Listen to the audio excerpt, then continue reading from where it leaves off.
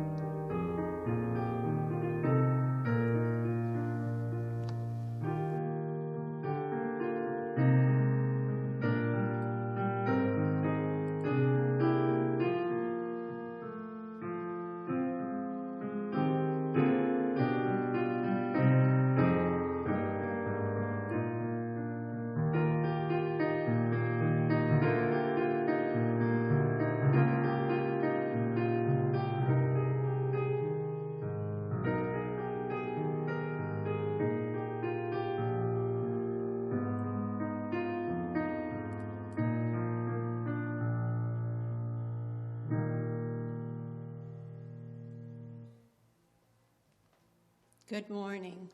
My name is Janet Rader, and I'm the Worship Associate for this morning.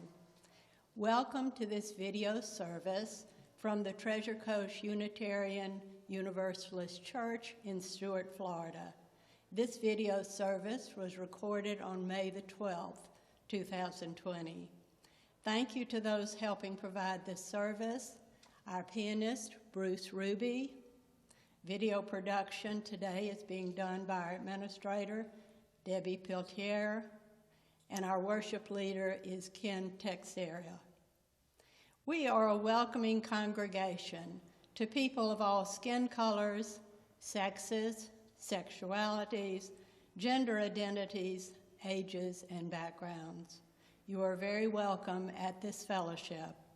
Please visit us after this pandemic threat subsides and the church services go live. Announcements can be found in our Friday weekly newsletter online. Members and friends, please be reminded to mail in your pledges and offerings. You can also go to our website, info@tcuuc.org to donate. Thank you.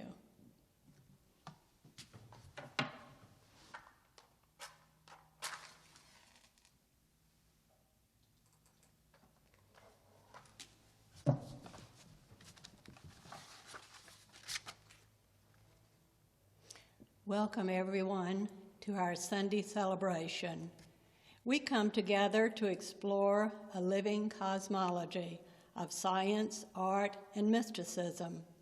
Let us seek to enter into a living conversation with creation itself, one that invigorates spirit and matter, soul and body, mind and heart, one that delights in and embraces the diversity reflected in creation. This is our time to honor the artist in each of us through ritual and artist meditation. This is our time to celebrate the sacredness of the earth and its creatures.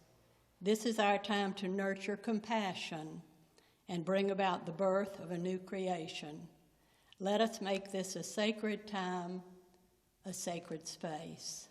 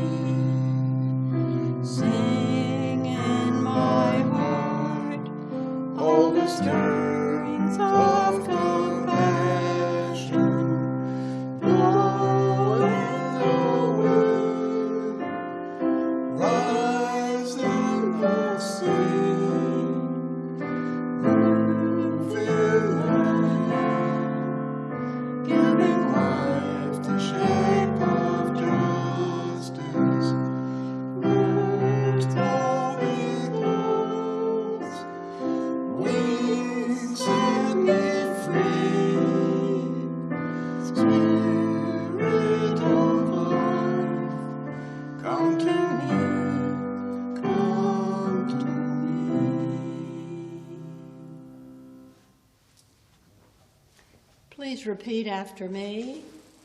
Love is the spirit of this church, and service is its law. This is our great covenant, to dwell together in peace, to seek the truth in love, and to help one another.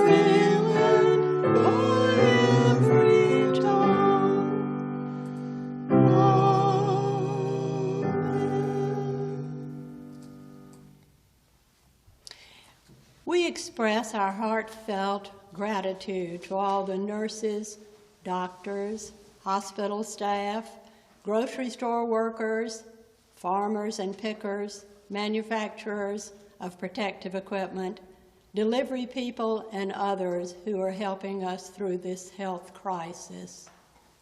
We also mourn today and every day the worldwide loss of life. Let us pause a moment in reflection and send out hope for the future. We are all in this together, one earth, one people. May we find comfort from others and from within ourselves.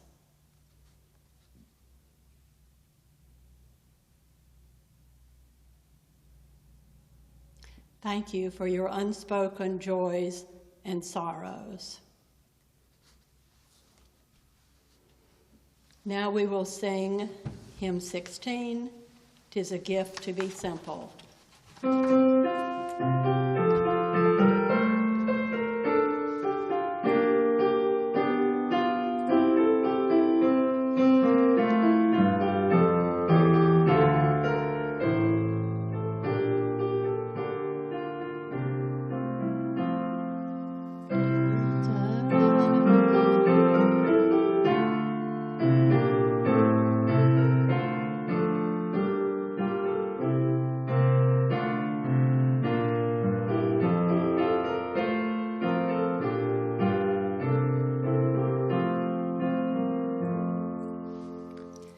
Tis a gift to be simple, tis a gift to be free, tis a gift to come down where we ought to be. And when we find ourselves in the place just right, 'twill be in the valley of love and delight. When true simplicity is gained, to know how to bend, we should just be ashamed. To turn will be a delight, till by turning we come round right.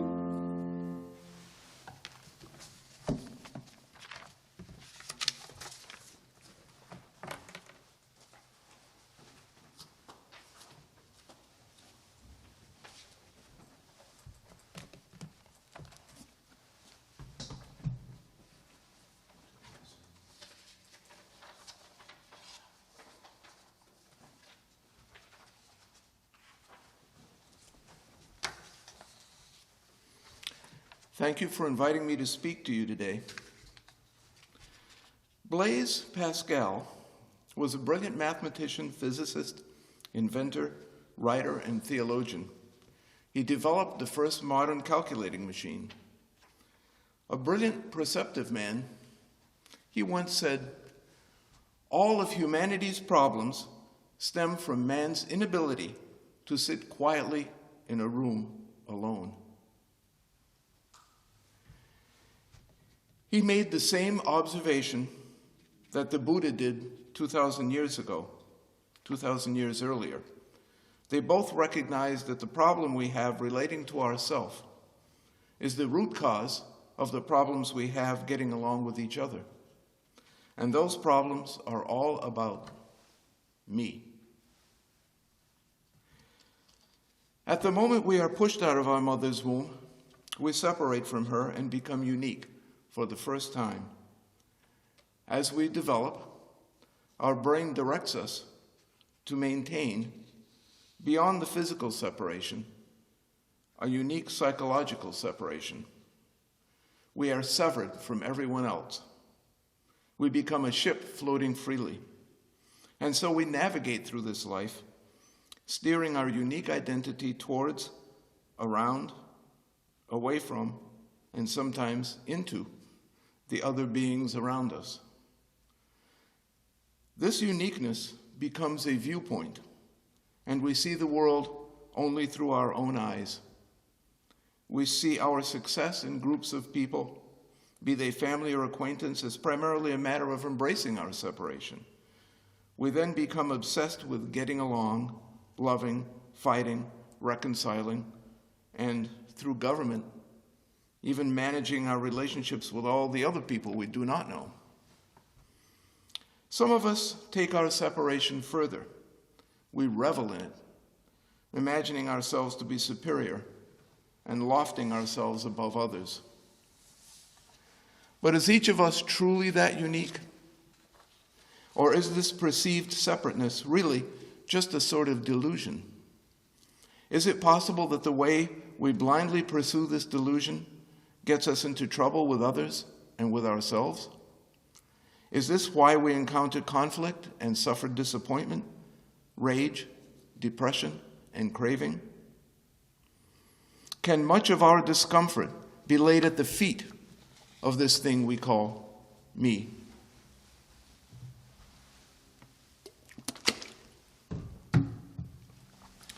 What is me? According to a song from the musical The Sound of Music, me is a name I call myself. You know how that goes. Far, a long, long way to run. Excuse me, this little silliness. But me is not much more than that. It is not much more than a name I call myself. It is really just a convenience. It's a concept your brain creates so it knows which genes to protect and replicate and what resources it can draw upon to accomplish that. And your brain works hard at protecting and replicating, looking at the world and formulating an endless stream of opinions about everything it thinks will keep me safe. All couched in dualistic terms: yes, no, right, wrong, love, hate, more, less, approach, avoid, stay, leave, good, bad. Your brain endlessly runs these at you as if off an assembly line. Your brain is, in effect, a judgment factory. But what is more disturbing is that we have a self, that me, that takes one more step. It thinks that you are the sum total of those judgments. It identifies completely with them and then directs your life every day towards fulfilling the agenda specified by those judgments. Go after this. Stay away from that. We labor under the belief that we will not be happy unless everything in our lives turns out according to that agenda. We tell ourselves things like, I need more money. I want more people to love me. I got to get away from that jerk in the office next door. Oh my God, my hair is turning gray. I could die from this coronavirus. I've got to have a girlfriend that looks like Taylor Swift. I've got to get to the gym so I won't get fat, so I may be able to attract a girlfriend that looks like Taylor Swift. When it is idle, our brain runs narratives about these judgments, narratives in which we plan for and revel in our successes and grieve our failures. We replay the past, behaving as we think we should have. We agonize about the future, imagining how we think we will need to behave. These narratives are endless. Our minds get caught in them over and over and over. And so we remain dissatisfied. We are not happy unless we have things the way we want them to be right now. and we wallow in that dissatisfaction.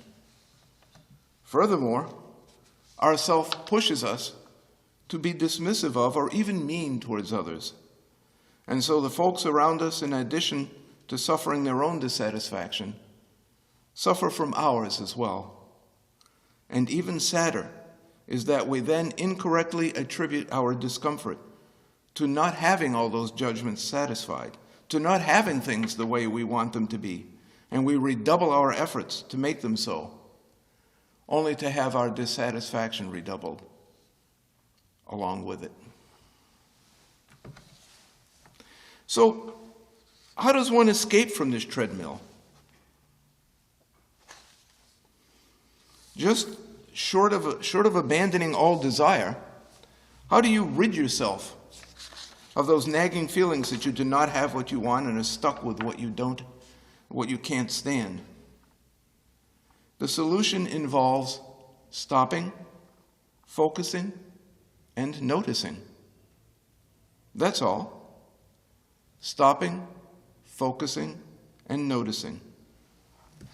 Stopping what? Stopping whatever you are doing at this very moment and taking a deep breath. Focusing on what? Focusing on your clear consciousness right here, right now, so you can see those narratives when they arise. Noticing what? Noticing without judgment what is going on in your consciousness.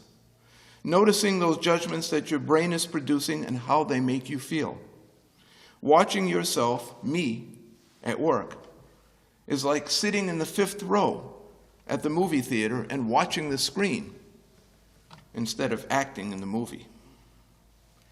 From that distance, the feelings that drive you to execute your self's judgments weaken, and consequently, you can make better choices.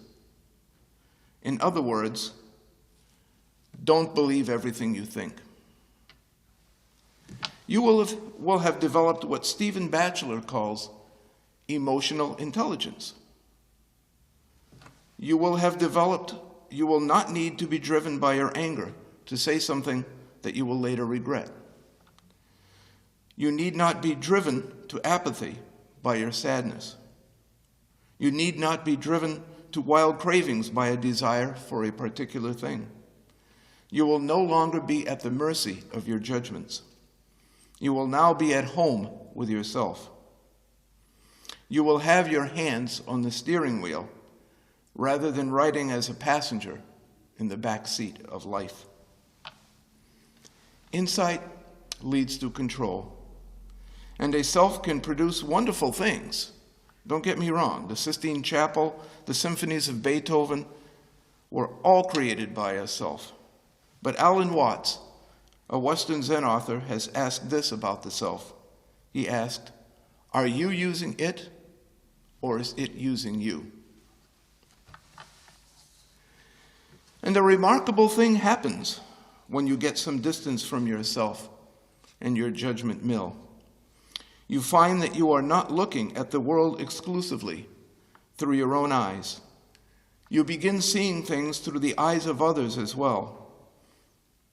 You recognize that others are struggling with their dissatisfaction just as much as you are. And you can overlook the way they express their dissatisfaction and relate to them in a kinder and more effective way. In effect, you are becoming more than me. So, how do we stop, focus, and notice? When do we stop? Whenever we can. Just for a moment, just long enough to see that we are here right now. When do we focus? Just after stopping to see if our self is running a judgment narrative in our minds. And we notice that narrative and the feelings that accompany it. When we see ourselves adopting and advancing those judgments we step back We don't judge them. We don't judge the judging. We just notice and cradle them. We now have distance from those judgments, that narrative and those feelings, and we no longer need to identify with them or execute them blindly. We are not those judgments. We are bigger than those judgments. Instead of diving into being the main character in the play, we can sit back and watch the drama unfold. Notice the demands and desires we are creating.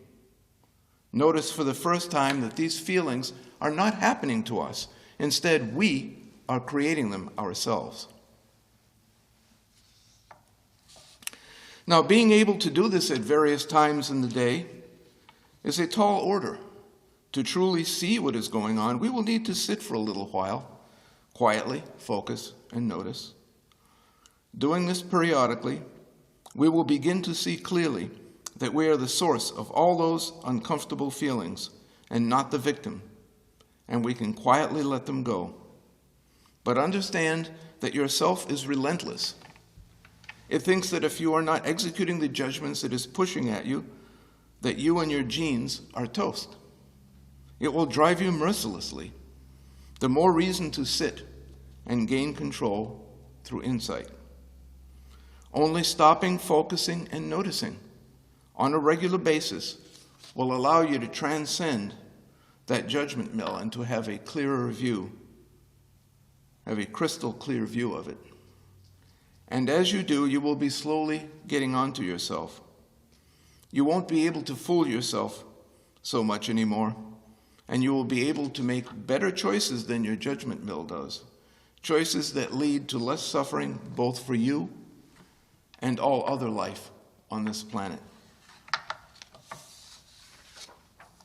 When you clearly see the defensive posture that your self has generated for you, your interactions with others will be less likely to be combative. You will not be driven to win arguments at all costs.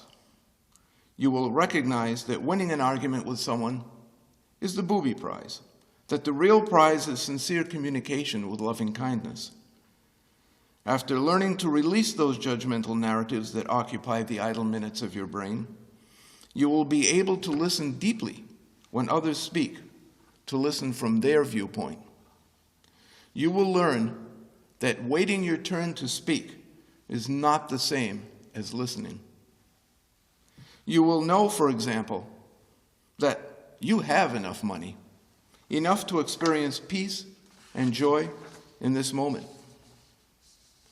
You may work hard to get more, but the result of that effort will not affect your fundamental equanimity. You will have become greater than me. You will be on your way to becoming we. So in the upcoming meditation, let us stop, focus, and notice. So for 2 minutes now, let's do just that. Let's stop, focus, and notice. Notice what is going on. Do not judge it. Sometimes it will surprise you. Let it go. I will ring the bell, and we will meditate for 2 minutes.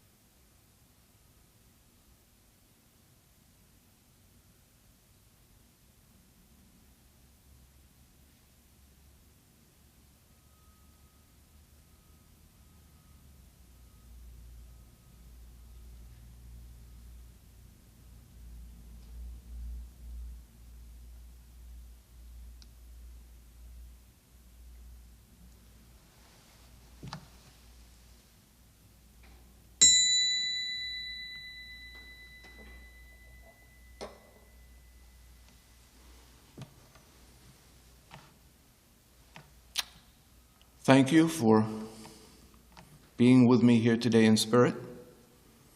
Go in peace. Amen.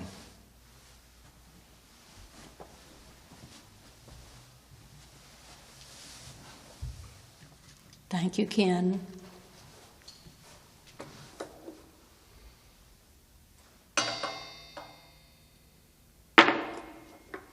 The symbolic flame of our Unitarian Universalist chalice is now extinguished.